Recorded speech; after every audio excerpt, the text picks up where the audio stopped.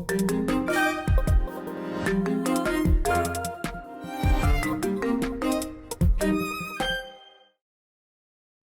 з жыцця Пятро Васючэнка. Вядомаму пісьменніку было 60 гадоў.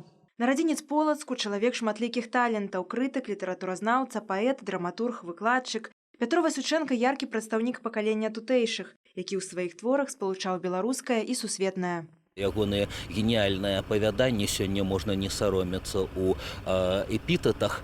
Яны былі звышсучаснымі, яны былі знакам таго, што наша замкнёная на сабе беларуская прастора раптам раз і разамкнулася. І дзесьці тут Борхес, а дзесьці тут Картасар. І ўсё гэта адбываецца, скажем, у беларускім інтэрнаце, на фоне ўсім зразумелых і знаёмых рэалій. Безумоўна, яго было вельмі спецыфічнае, вельмі беларускае пачуццё гумару. І гэта пачуццё гумару, яно асвячае ўсе яго творы.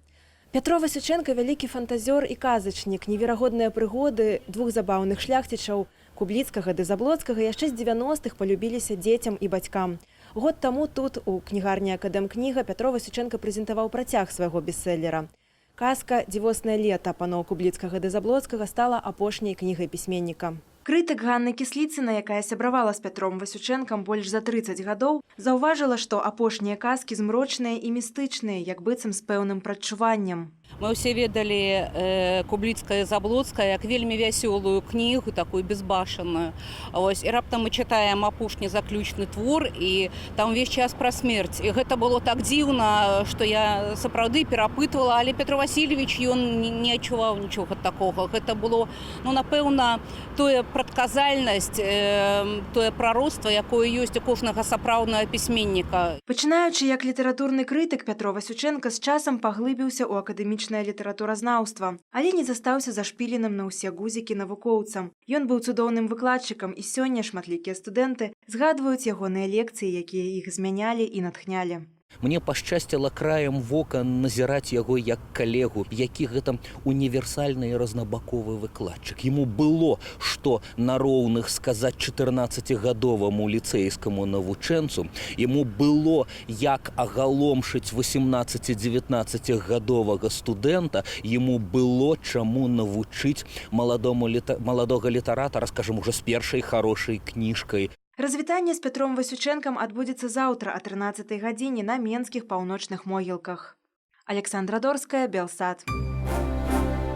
Сергей Дубавец и Виктор Мартинович, Андрей Федоренко и Людмила Рублевская – больш і менш вядомыя імёны беларускай літаратуры. Журы прэміі імя Ежы Гідройца абвесціла доўгі спіс прэмій, які сёлета склалі 12 кніг. Поўны спіс твораў, намінаваных на найбольш вядомую ў Беларусі літаратурную прэмію, складаўся сёлета з 34 пазіцыяў. Кнігу Альгерда Бахарэвіча «Мае 90-е», якую вылучыла выдавецтва Янушкевіч, не ўключылі ў агульны спіс пасля таго, як аўтар афіцыйна адмовіўся ад удзелу ў прэміі. Лаўрэатаў прэміі імя Ежы Гідройца журы назаве 25 верасня. Прэмію ўручаюць з 2012 года за найлепшую кнігу ў жанры мастацкай і дакументальнай прозы. Узнагароду ўжо атрымлівалі Павел Касцюкевіч, Уладзімир Някляеў, Ігор Бабкоў, Віктор Касько, Макс Шчур, Зміцер Бартосік і Уладзімир Арлоў. Збліжэнне культураў і збліжэнне людзей. Паказаць на сваіх палотнах Вільню маюць магчымасць 10 мастакоў з Беларусі, Польшчы і Літвы. Таварыства беларускай культуры ў Літве ладзіць міжнародны пленэр «Вільня вачыма беларускіх мастакоў». З Вільняй звязана ўсё. Вся наша гісторыя – гэта Вільня. Таму я лічу, што тут казаць шмат. Сапраўдны шчыры беларус, ён заўсёды будзе прыязджаць у Вільню як к сабе на радзіму. Міжнародны пленэр таварыства беларускай культуры ў Літве ладзіць ужо другі раз. Летась пленэр быў прысвечаны стагоддзю абвяшчэння Беларускай Народнай Рэспублікі. Акцэнт арганізатары робяць на мясцінах, звязаных з беларускай гісторыяй і культурай. Зараз я малюю будынкі там, дзе, як кажуць, некалі працаваў Скарына. Гэта вельмі прыемна, недарэмна мы нас сюды пасялілі. Нам это вельмі прыемна, што мы знаходзімся менавіта ў гэтай частцы горада. Вільня – гэта не толькі частка гісторыі Беларусі, але і частка біяграфіі некаторых удзельнікаў пленэру. Я жыла ў Менску, але ўвесь час у школьныя часы прыязджала ў Вільню. Мне вельмі падабалася тут. Вось я памятаю цудоўна, як я о 5 раніцы выходзіла з цягніка, шла на плошчу Гадыміна, шоў першы снег. Я нарадзілася ў горадзе Ліда, і мы з бацькам амаль кожны год, кожнае лета вандравалі па Літве.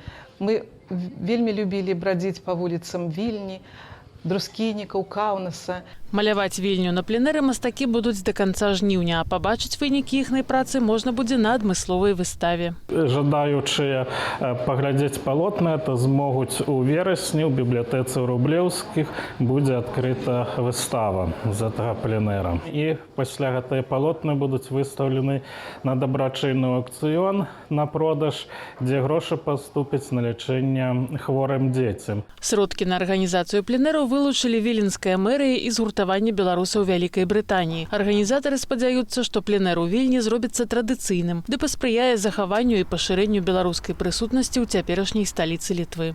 Ірына Дарафейчук, навіны культуры.